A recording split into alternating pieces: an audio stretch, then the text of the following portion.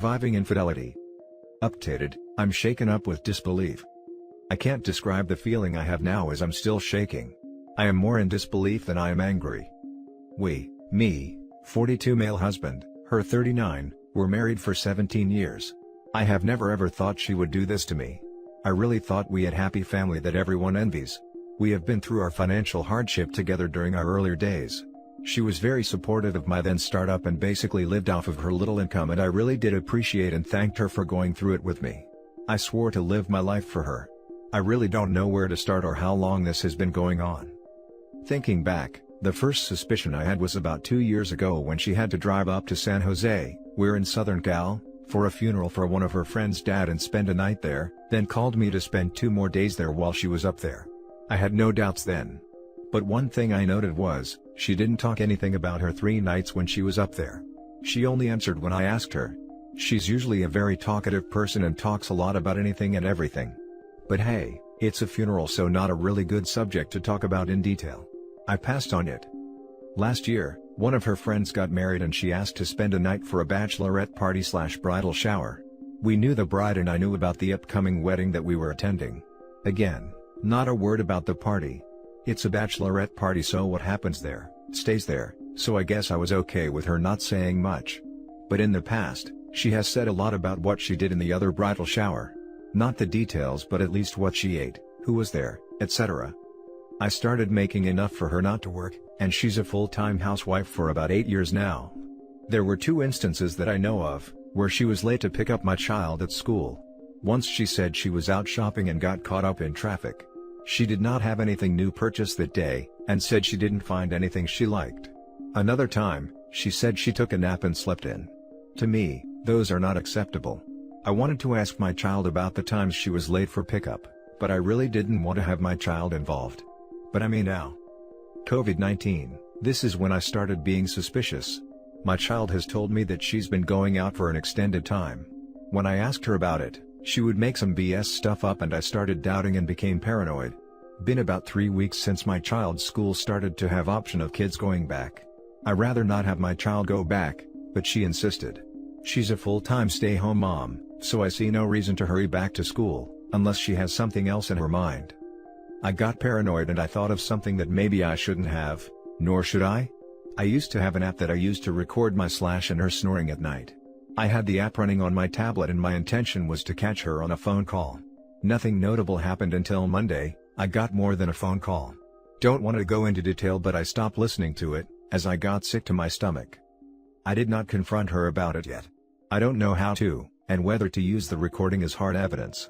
I really don't know how, but I will have to act quickly.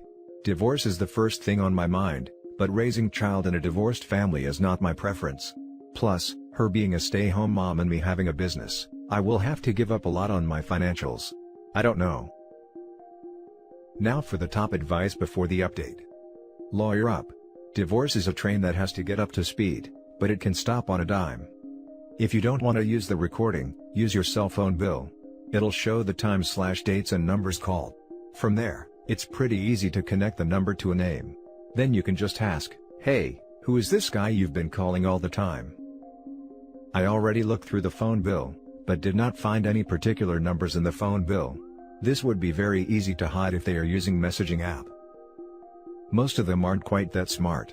If her cell phone is on your plan, you might be able to get a location map for its travels. There's always the possibility of coming home for lunch one day, if you already know something's going on. Ring video doorbells have gotten pretty popular for catching cheaters lately too. Terrible, but a typical story. You sacrificed tremendously for her and your family. Do you really want her back? I was in your boat, took my ex-wife back, then she cheated again with someone else. The biggest mistake was going back after the first affair. Our son was 3 at the time. We co-parented after the divorce and he turned out quite well.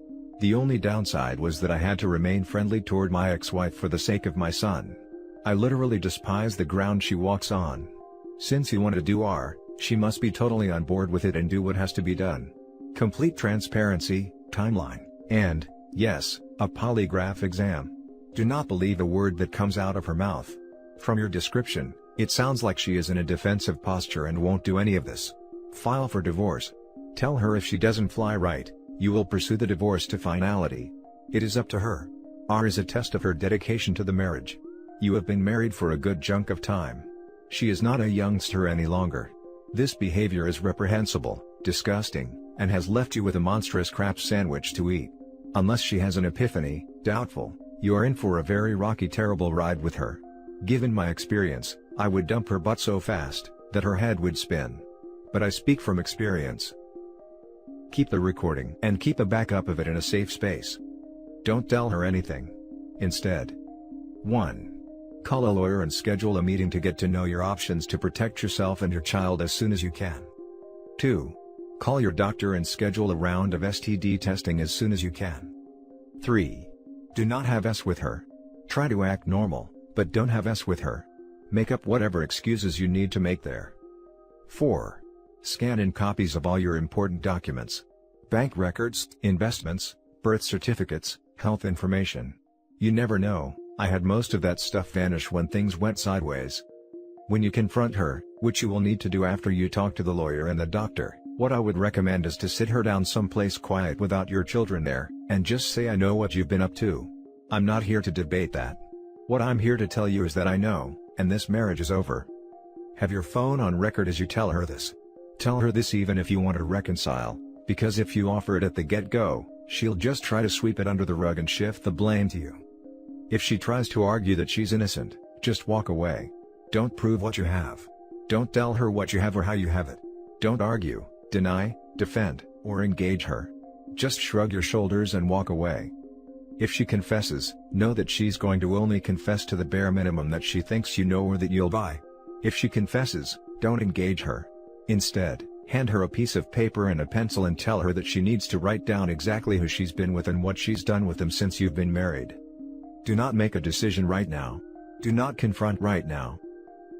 This blindside her.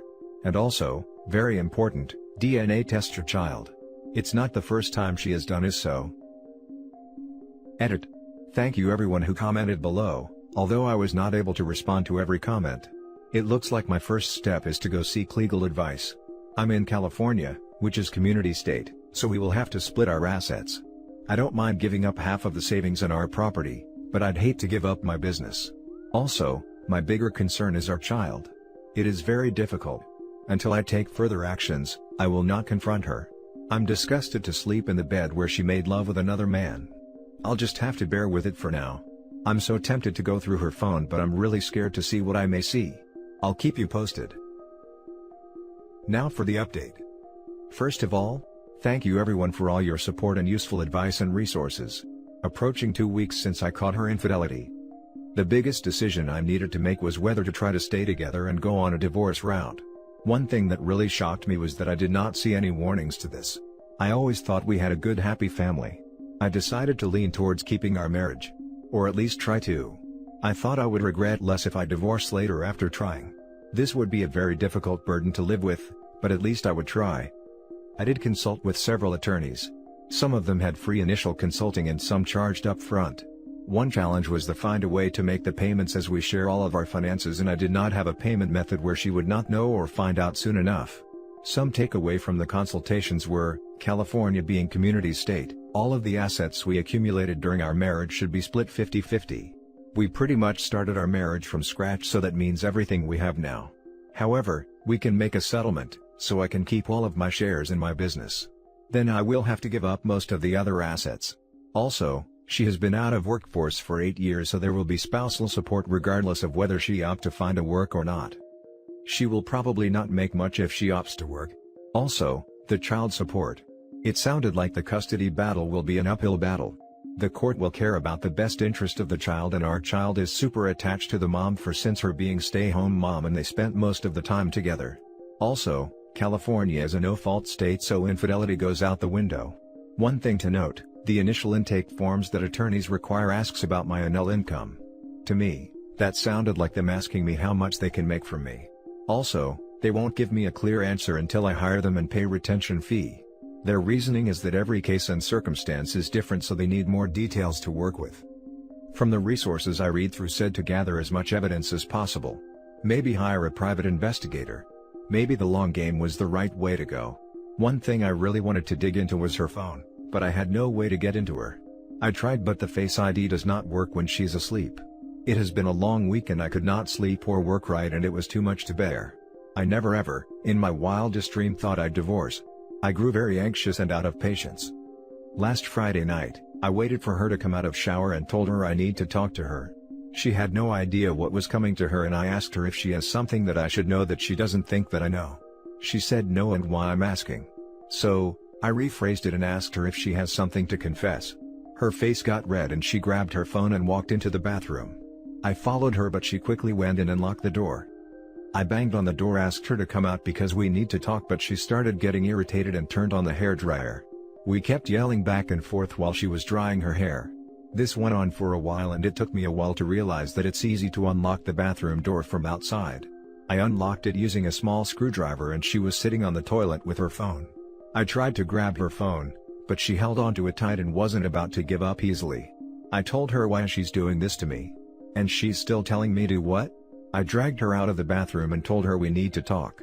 I told her to tell me everything I need to know that might jeopardize our marriage. At this time her face got really red and she said she doesn't have anything to say.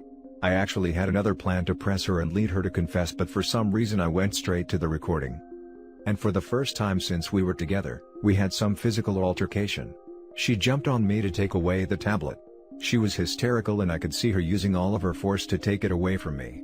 I just held it away from her with one hand, and I really had no intention of keeping it away from her, and didn't really want to hear what was going on for too long, so she took it away from me fairly easily, and she slammed it on the table to break it. I told her to explain that and she said you can't do this, and stormed into the bedroom crying. I asked her who it was and how long has this been going on. She kept sobbing and did not say a word. I told her whoever he is, she can go live with him and I will start new too. And she kept saying no. And that's not how it is. It was getting late at night, I know she's not sleeping and I can't sleep, but she won't talk. It was after 2 a.m. I was finally able to make her talk. And now she's playing victim card. She said I showed no affection and love for her, and said our marriage/relationship is hollow. What? I've been working my butt off so she doesn't have to work, I've been buying her what she needs, go on a family vacation once or twice a year, I've been good to her parents. What else she wants from me? All she was saying was the things she did to me and how raising a child/full-time housewife is also his full-time job, and what I did not do to her. It left me really speechless how selfish her thoughts were. As for who this guy was, he's a friend from the area we were before we moved. She didn't say how they met. I told her if she wants to keep our marriage, I need to talk to him. But she said she will end the relationship herself. But this is a big no to me. I need to talk to him and sort things out. She said she will let me know. Also, she said it's been only recent when they started meeting. Probably BS. I asked her about the funeral and bridal shower, but she said I can check with her friends on those. But I think it would be too late to check on those now, if she already talked to her friends to lie for her. I pressed a lot of things to her, but I feel like I did not get much clear responses from her. I spent the night without much sleep. Maybe I did for minutes here and there. It wasn't until that morning she apologized. She was sobbing and telling me how she's ashamed of what happened and what terrible thing she did. And how she never meant to be in that position, how she loves me and our child and we need a therapy to stay together. I can't really tell if she's being truthful or just trying to get away with it for time being. Yesterday was a difficult day for both of us. I got the AP's number and I called him, but he did not answer. I left him a short voicemail and texted him that I need to talk, and later he texted me that he thought our marriage was falling apart. I called him right after I got the text and he didn't answer. So, I asked her what she told the AP about our marriage, and if she told him our marriage is falling apart, and she says she never said that. A lot more happened than what I wrote here, but I'll stop here for now and update more later. At the end, I concluded that I want to try to keep our marriage if possible. But I'm hating my life now. Now for the top advice. Please accept that by wanting to continue this marriage, very negative emotion and consequence is on you, not her. She has only told you lies by via trickle truthing. It's very difficult, but I'm willing to give it a try. I feel like I will have less remorse and regret later after trying, than deciding to separate now. You will be burned twice. And that's on you. Don't let someone humiliate, degrade and emasculate you twice, dude. Let's unpack this. 1.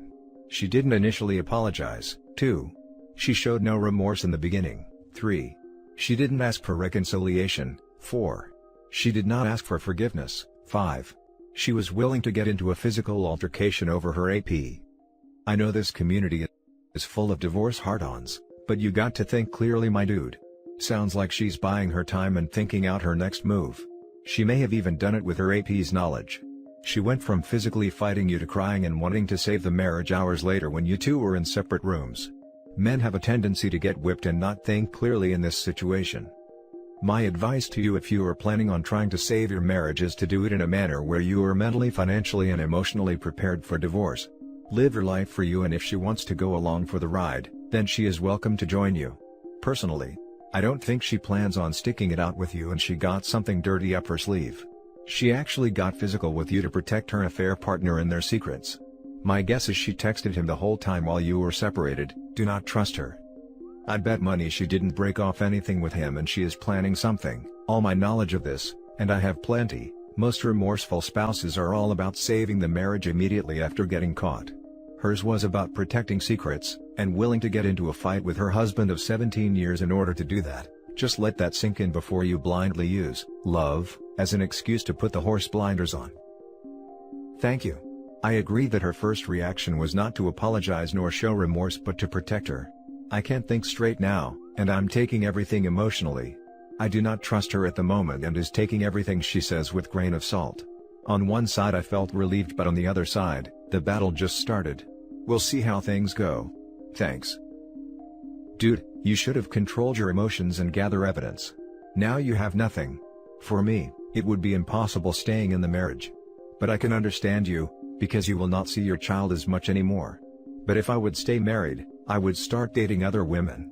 There is no reason for you to stay loyal to her. Anyway, keep us posted. At first, I thought I would play long game and dig into things more, but I just couldn't do it. Even 1 week was too long. My child was on top of my thoughts as I went through this. I wouldn't want to date someone else, just to get even with her.